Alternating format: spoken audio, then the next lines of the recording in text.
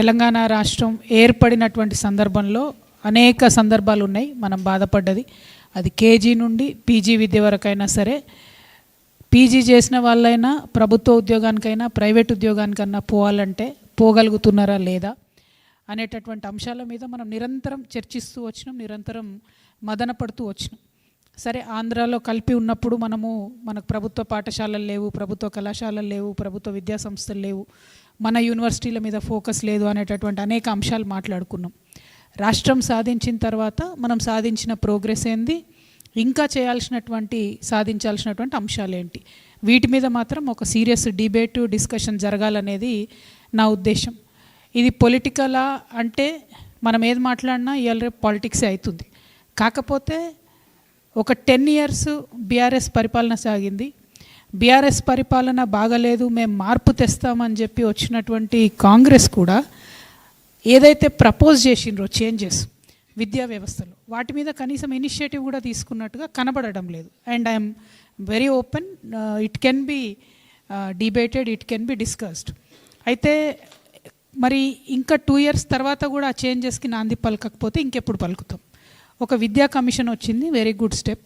కానీ ఆ విద్యా కమిషన్ ఏం చేస్తున్నది, వారి ప్రయారిటీస్ ఏమి ఉండాలి, వీటి మీద మాత్రం చాలా బలంగా మనందరం ఆలోచన చేసి ప్రపోజ్ చేయాలి.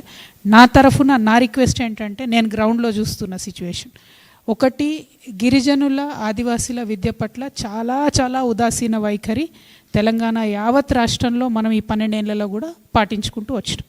వారికంటూ భాష లేదు, లిపి లేదు, వారి భాషలో చెప్పే ఉద్దేశం మనకు లేదు, వారి దగ్గరికి పోయి విద్యలోకి వారిని తీసుకురావాలనేటటువంటి సిన్సియారిటీ ఏ ప్రభుత్వం కూడా ప్రదర్శించలేదు. రెండవది, మహిళా విద్య పట్ల వివక్ష. ఇవాళ ప్రభుత్వం ఫీజు రీఎంబర్స్మెంట్ ఇవ్వకపోతే మగపిల్లలనేమో ఇంట్లో నగలమ్మి భూమి అమ్మి ప్రైవేట్ పాఠశాలకు ఫీజులు కట్టి పంపిస్తారు, ఆడపిల్లల్ని మాత్రం ఇంట్లో కూర్చోబెడతారు. గవర్నమెంట్ ఇస్తలేదమ్మా మేమేం చేయలేమంటారు.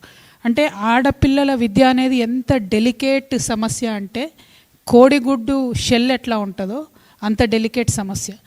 ఒక బస్సు ఒక ఊరు నుండి మండల కేంద్రానికి లేదంటే ఆడపిల్లని ఇంట్లో కూర్చోబెడతారు, ఎందుకంటే బస్సు లేదు, గవర్నమెంట్ ఇస్తలేదు, ఇంట్లో కూర్చోబెడతారు. లేదు, ఆ తొవ్వలో వీధి దీపాలు లేవు, ఆడపిల్లలకు చదువు ఉండదు. అంటే ప్రభుత్వం తీసుకునే ఏ డెసిషన్ అయినా చాలా చాలా తీవ్రంగా ఎఫెక్ట్ చేసేది మా ఆడవాళ్ళనే. అది ఎడ్యుకేషన్కి నువ్వు అన్నిటికీ లింక్ పెడతావు అని అనుకోవచ్చు, కానీ నేను ఒక ప్రజాప్రతినిధిగా ఇవన్నీ భరించి ఉన్నా. ఒక బెస్ట్ ఎగ్జాంపుల్ మీకు చెప్తాను. మేము నిజామాబాద్లో ఐటీ టవర్స్ పెట్టినప్పుడు వివిధ కంపెనీలను తీసుకొస్తే దేవుడి దేవల్ల అప్పుడు ఒక 20 కంపెనీలు ఒప్పుకున్నాయి రావడానికి. ఆ కంపెనీలో ఆడపిల్లలు సెలెక్ట్ అయినరు, మగపిల్లలు సెలెక్ట్ అయినరు. ఆడపిల్లల తల్లిదండ్రులు నాతో ఏమంటారంటే, మీరు సపరేట్ ఆర్టీసీ బస్ వేయండి ఐటీ టవర్ వరకు, మేము పంపిస్తాం పిల్లల్ని అంటారు. ఉద్యోగం వస్తాయి, పైసలు వస్తాయి, ఉన్న ఊరికే ఐటీ టవర్ తీసుకొచ్చి నేను ఉద్యోగం ఇప్పిస్తున్నా అంటే కూడా లేదక్క సేఫ్టీ లేదు, మీరు బస్ వేస్తే తప్ప మేము పంపమంటారు. అంటే ఆడపిల్లల విద్య, ఆడపిల్లల ఉద్యోగం అనేది ఒక సపరేట్ మైండ్ సెట్తోని చూసి ఆలోచించి ప్రభుత్వాలు నిర్ణయం తీసుకోవాల్సిన అవసరం ఉంది. సరే, ఇవన్నీ ఒక ఎత్తు అవుతుంటే గ్రూప్స్ కోసం ప్రిపేర్ అయ్యే పిల్లలు, కాంపిటేటివ్ ఎగ్జామ్స్ కోసము, ప్రభుత్వ పరీక్షల కోసం ప్రిపేర్ అయ్యే పిల్లలు, వారికి సంబంధించిన ఎంటైర్ విద్యా వ్యవస్థ, కోచింగ్ సెంటర్లు, ఇదంతా ఒక పెద్ద సిస్టమ్. అది కూడా మళ్ళీ financial burden on entire family of Telangana, ప్రతి కుటుంబం మీద భారం పడుతుంది. సో ఈ అంశాలన్నింటినీ కూడా దయచేసి గమనంలోకి తీసుకుందాము. యూనివర్సిటీలకు సంబంధించి ఎడ్యుకేషన్ కావచ్చు, కొత్త యూనివర్సిటీస్ని అలౌ చేయడం కావచ్చు, నాకు తెలిసి ఇవన్నీ ఒకటే రోజులో అడ్రస్ అవ్వవు. కాకపోతే మీరు చాలా వైవిధ్యమైనటువంటి డైవర్స్ ప్యానెల్ ఉంది కాబట్టి KG to PG and what after PG, వీటన్నిటి మీద కొంత సమయం తీసుకోనన్నా ఎక్కడో ఒక దగ్గర ఎవరో ఒకరు డిస్కషన్ మొదలుపెట్టాలి. మొదలుపెట్టిన వాటిలలో కొన్ని ఇనిషియేటివ్స్ అన్న తీసుకొని ముందుకెళ్ళవచ్చు. అందులో gender specific, community specific discussion రావాలన్న ఉద్దేశంతో ఇవాళ ఈ కార్యక్రమాన్ని ఆలోచన చేసి పిలవడం జరిగింది. ప్రత్యేకించి పరంజ్యోతి గారికి నేను నిన్న రిక్వెస్ట్ చేసిన, సార్ మీరు కంపల్సరీ అన్ని A to Z keynote speaker లాగా ఇవ్వాల్సిందే సార్, క్వశ్చనే లేదని చెప్పాను. అయితే if the panel doesn't mind, Venkatareddy అన్న మీరు కొంచెం 20-25 minutes ఆగగలుగుతా అంటేనేమో పరంజ్యోతి సార్కి ఒక ప్రజెంటేషన్కి అవకాశం ఇచ్చి మనందరం ఫస్ట్ మీరే మాట్లాడి వ్యూస్ ఎక్స్ప్రెస్ చేసి యూ కెన్ ప్లీజ్ లీవ్, లేదు ఇప్పుడే వెళ్ళిపోతా అంటే ఫస్ట్ మీరు మాట్లాడవచ్చు, ఎట్లయినా పర్వాలేదు.